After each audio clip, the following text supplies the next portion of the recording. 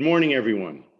Today I'm joined by Professor Abigail Marsh, professor in our Department of Psychology and our interdisciplinary program in neuroscience.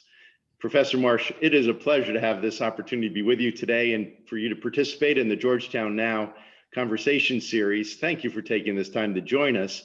So let's get started. You're an expert in social neuroscience, and in particular, you've led groundbreaking research on the neurodevelopment of psychopathy, helping us to understand how we develop emotions.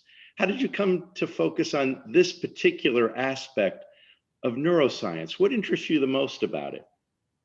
Well, I would say that the core of the research that we do in my lab at Georgetown is all aimed at understanding the answer to the question, what is it that causes people to care about other people's welfare intrinsically?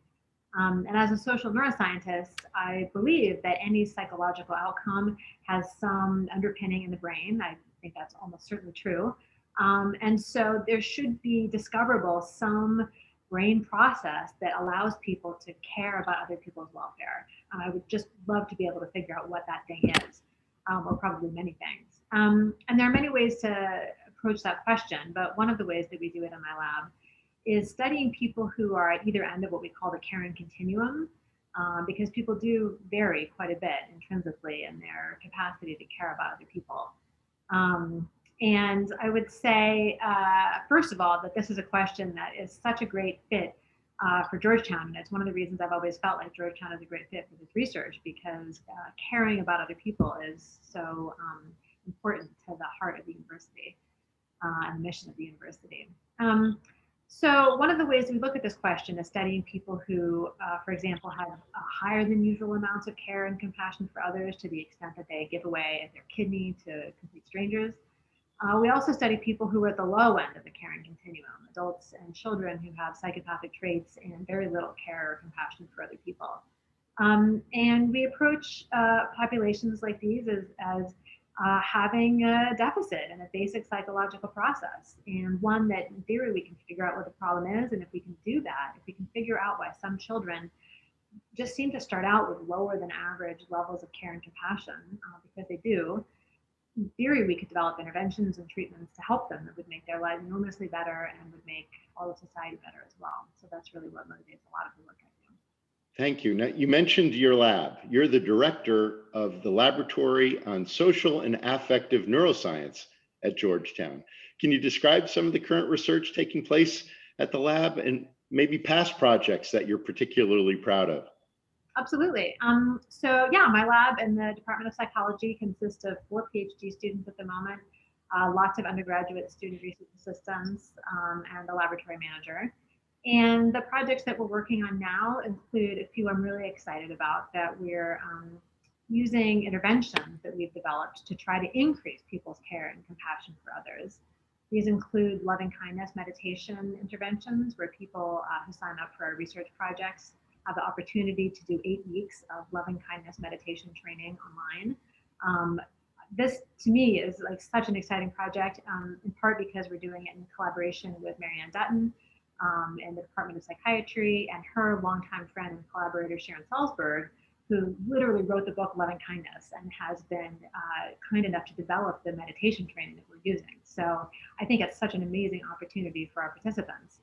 And what we're doing is we're testing people who have given kidneys to strangers, and then healthy sort of ordinary adults from the community who have undergone this loving kindness meditation training, and then ordinary adults who have not undergone this meditation training, to see how their brains are similar and different.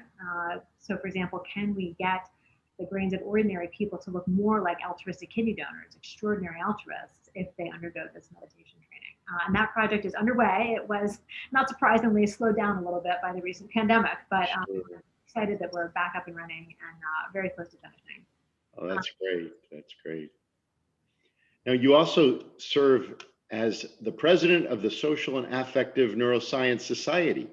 What are some of the more important or interesting developments in the field? This is a really exciting and interesting time to be a social neuroscientist. It's like drinking from a fire hose some days. There's so much good research that's being done weekly and monthly, and I'm thrilled to be part of the leadership of the society because I get to, be sort of privy to and read about and learn about all of it.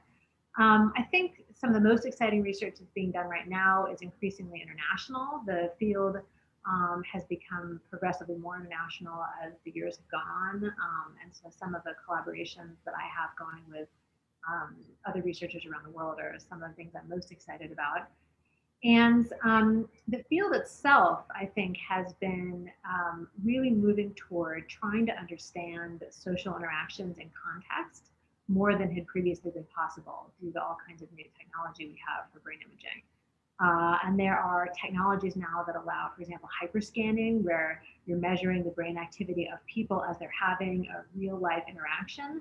And I think new technologies like that are allowing us to get a much more subtle and sophisticated look at how the human brain actually allows us to have the kinds of interactions where we really are connecting with other people, we're empathizing with them, we're representing their internal states and their minds in all the ways that make social interactions so rewarding.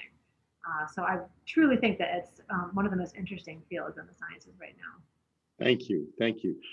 Now I want to ask you about an organization that you co-founded called Psychopathy Is, which works to raise public awareness and combat misconceptions about psychopathy. Can you tell us more about this organization and why did you find it important to found it, and what do you hope to achieve? I'm so glad you asked that. Yes, I'm really proud of this organization. So I co-founded this organization, which officially launches on February 3rd. The website is psychopathyis.org. And I co-founded the organization with a philanthropist who has had a family that has been very affected by mental illness in the past, and is particularly acutely aware of how difficult it is for family members of people with psychopathy to get any help and support. For reasons that are a little bit complicated and not that closely linked to the science, psychopathy, although it absolutely is a mental illness, it's a psychological disorder just like autism or schizophrenia or anything else, is not in the DSM, so it's not an official diagnosis that you can get from a psychologist. And so there's just a real lack of funding for research for psychopathy. There's a lack of effective interventions and treatments. And parents who have kids who have psychopathic traits really, really struggle to get the help that they need. And they also get a lot of sort of blame and stigmatizing from other people, very similar to the way families of kids with autism used to experience several decades ago, luckily not so much now. And what we're really hoping is that we can sort of undo some of the myths around psychopathy, that it is, has something to do with serial killers and that sort of thing. It's just really not what it's about. It's about the circuits in the brain that promote care and compassion just not developing quite the way that they should, not for really anybody's fault. And if these things are developing incorrectly in some children, in theory, this is something that can be fixed and can be treated. And we just have to get the information out there so that people understand what psychopathy is. That's the name of the organization. Dispel some of the myths so people aren't quite so afraid of the disorder anymore. And one of the things I'm most proud of actually is that among the advisory board members for the organization are adults who themselves have psychopathy and are motivated to help people learn more about the disorder so that better treatments can be developed, because some adults with psychopathy come to realize that it's actually not serving them very well to have these personality traits, and their lives would be better if they were able to develop more care and compassion for others. Sure. So that's what I hope we're going to accomplish. Thank you. Thank you. Now, you're the author of the acclaimed book, The Fear Factor: How One Emotion Connects Altruists, Psychopaths, and Everyone in Between. Can you tell us some of the major insights from this book? How does fear connect us? Absolutely. So one of the emotions I'm most interested in and that a lot of my research is focused on is fear.